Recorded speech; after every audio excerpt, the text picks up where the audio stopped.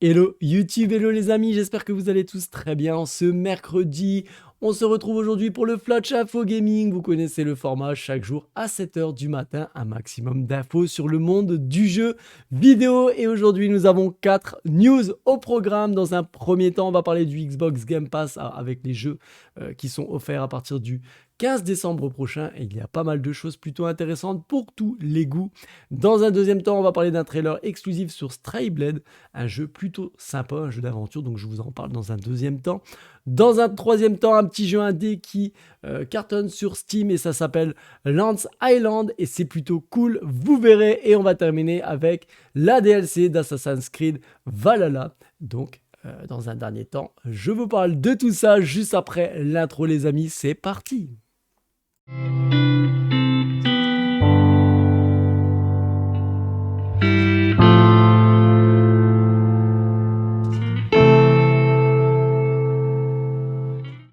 Allez les amis, premier sujet du jour, on va parler du Xbox Game Pass. Donc en tout cas, Microsoft vient de lever le voile sur la prochaine vague de jeux qui vont intégrer l'abonnement Xbox Game Pass dans les prochains jours.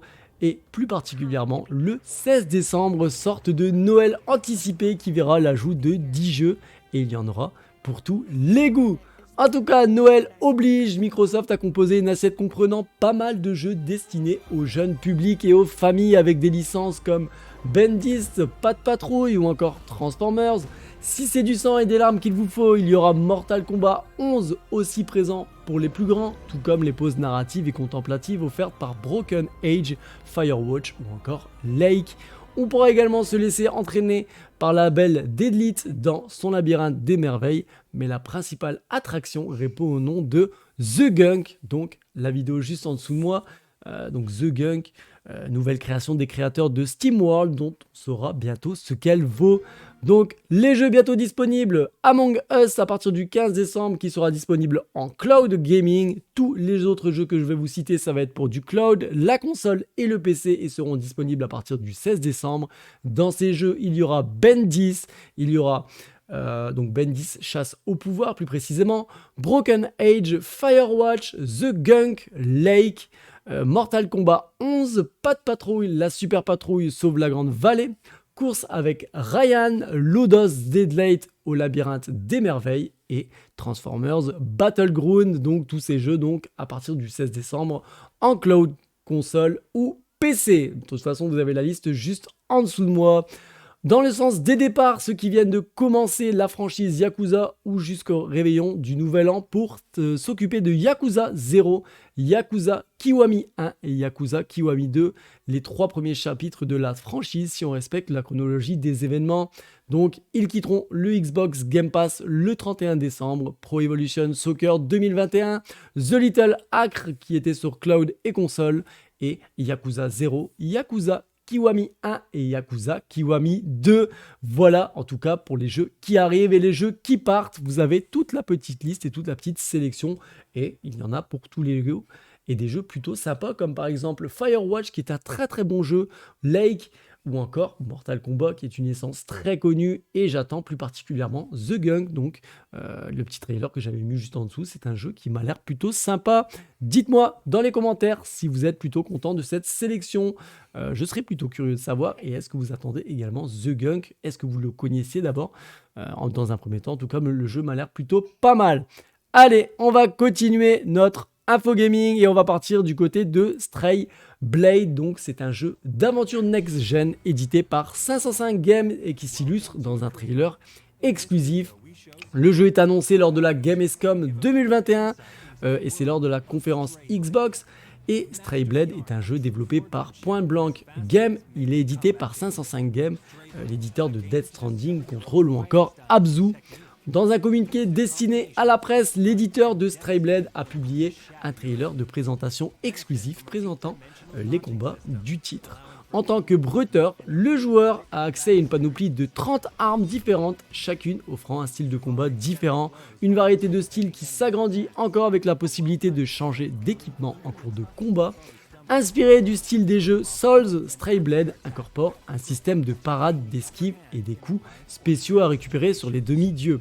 Stray s'installe dans le cadre fantastique de la vallée d'Akrea. Le joueur incarne un chevalier chargé de récupérer les pouvoirs des 3 métaux d'Akrea dont le pays est déchiré par la guerre. En tout cas, il est cité comme ça. Partez pour un voyage inoubliable et découvrez l'histoire d'Akrea et son héritage. Découvrez l'histoire qui a fait de cette vallée paisible un lieu hanté par la guerre et la mort. Utilisez ces connaissances pour détruire les reliques du passé et restaurer la paix dans la vallée. Plus qu'un jeu d'aventure dans l'univers magique, Stray incorpore aussi des mécaniques de jeu de rôle puisque les combats du joueur ont des conséquences sur l'avenir. Le temps s'écoule même si vous mourrez, retournez sur les lieux de vos victoires et soyez témoin du changement que vous avez apporté.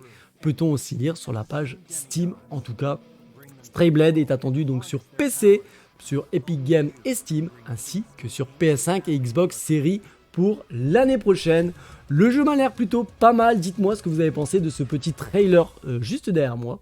Et est-ce que vous le connaissiez? Est-ce que vous l'attendez également? Le jeu m'a l'air très bon. On verra maintenant ce que ça donne. Allez, on continue sans plus attendre et on va parler d'un petit jeu indé plutôt sympa. Ça s'appelle Lens Island et le jeu de survie cartonne avec son concept. En tout cas, le jeu est développé par 2 personnes. Le nom des développeurs en tout cas c'est The Flow Studio donc. Et Lens Island est un jeu mélangeant survie et construction. Il s'inspire de titres comme Diablo et Stardew Valley pour proposer une expérience unique en son genre. Le joueur y incarne un individu arrivant sur une nouvelle île et va devoir construire sa propre vie. Cela passe par la récolte de ressources nécessaires à la vie sur l'île. Le bois va servir de matière première pour la construction, tandis que certaines plantes cultivées permettront aux joueurs de se nourrir et de gagner de l'argent en revendant des récoltes. Mais à la différence d'un Valheim ou de Icarus, Lens Island ne comporte pas de quête et laisse une grande liberté aux joueurs, une sensation accrue par des monstres qui ne se manifestent que très peu. Il faut aller chercher les créatures plutôt maléfiques dans les grottes qui sont les gardiennes de secrets à découvrir. En tout cas, le jeu est un vrai succès sur Steam actuellement. Pour le moment, le concept cartonne. Sorti le 26 novembre dernier en accès anticipé, le jeu recense 662 évaluations très positives dans l'ensemble. Un nombre assez impressionnant pour un jeu développé par 2 personnes, je le rappelle. En général, les utilisateurs apprécient le sentiment de liberté provoqué par Lens Island, à la différence de certains jeux du genre. Le titre de Flow Studio n'oppresse pas ses joueurs avec des quêtes ou des vagues de monstres à gérer pour survivre. Une ambiance relaxante aidée par la direction artistique qui semble proposer un univers relaxant et paisible. En tout cas, si vous êtes tenté par l'aventure, Lens Island est disponible en accès anticipé sur Steam au prix de 20,99 €. Si vous n'avez pas encore testé l'aventure, n'hésitez pas, le jeu a l'air plutôt très bon et allez-y les yeux fermés. Voilà les amis pour ce petit jeu. Est-ce que ce genre de petit jeu vous tente? J'aime bien mettre le point par moment sur les petits jeux indés comme ça. En plus, il a l'air vraiment très sympa, donc n'hésitez pas à aller le checker. Les amis, voilà, on va terminer pour aujourd'hui avec un dernier sujet. On va parler du DLC en tout cas d'Assassin's Creed Valhalla, donc l'extension qui s'appelle l'Aube du Ragnarok et elle est officialisée et datée. En tout cas, après de nombreuses semaines de rumeurs, d'ailleurs j'avais fait plusieurs vidéos sur ces propres rumeurs, Ubisoft en tout cas vient d'officialiser la prochaine extension d'Assassin's Creed Valhalla qui arrivera en mars 2022.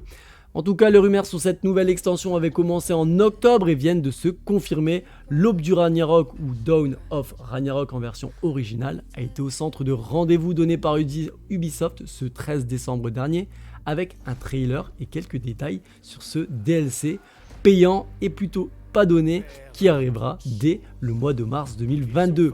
Les joueurs d'Assassin's Creed Valhalla qui dépenseront la somme de 39,99 €, donc quand même ça pique un petit peu, pour se procurer ce DLC auront la possibilité de découvrir une toute nouvelle histoire, plus axée sur le fantastique, puisque nous prendrons ici le chemin de Svartalfheim, le royaume des nains, où le géant du feu immortel Sutter a kidnappé Balder, le fils d'Odin.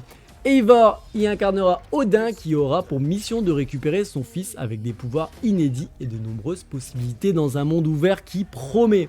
Le tout sera disponible le 10 mars 2022 sur toutes les plateformes. L'expérience est développée par Ubisoft Sofia. Celles et ceux qui achètent le DLC l'aube du Ragnarok avant le 9 avril 2022 recevront un pack spécial de skins. Le pack Crépuscule comprenant le skin de corbeau envoyé de Deniger, le skin de monture Lynx à Varder, le pack d'équipement Crépuscule et la hache d'Al Gurnir. Désolé si je prononce mal, le nom c'est pas toujours évident. Dans tous les cas, en parallèle, Ubisoft a annoncé quelques mises à jour de contenu gratuite sera disponible ce 14 décembre dans le cadre d'Assassin's Creed Récit Croisé reliant deux jeux de la franchise, Valhalla et Odyssey.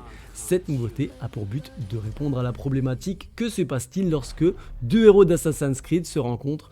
Dans Odyssey, Cassandra profitera d'une nouvelle quête nommée Those Who Are Treasured, alors que pour Valhalla, Eivor pourra participer à la mission A Fated Encounter.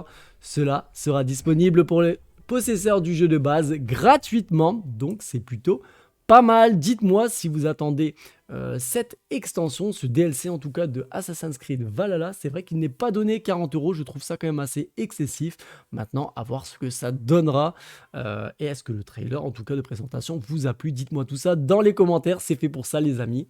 Un maximum de commentaires, des petits pouces bleus, ça fait toujours plaisir. Voilà en tout cas pour aujourd'hui, le Flotch Info Gaming est terminé. J'espère qu'il vous aura plu. N'hésitez pas à me dire ce que vous en avez pensé. Les petits pouces bleus, abonnez-vous à la chaîne si ce n'est pas encore fait. En tout cas, bienvenue à toutes les personnes qui débarquent. Et comme d'habitude, un grand merci à toutes les personnes qui me suivent au quotidien. Sur ce, passez à tous une très bonne journée ou une bonne soirée. On se retrouve demain. Prenez soin de vous. Ciao, ciao les amis.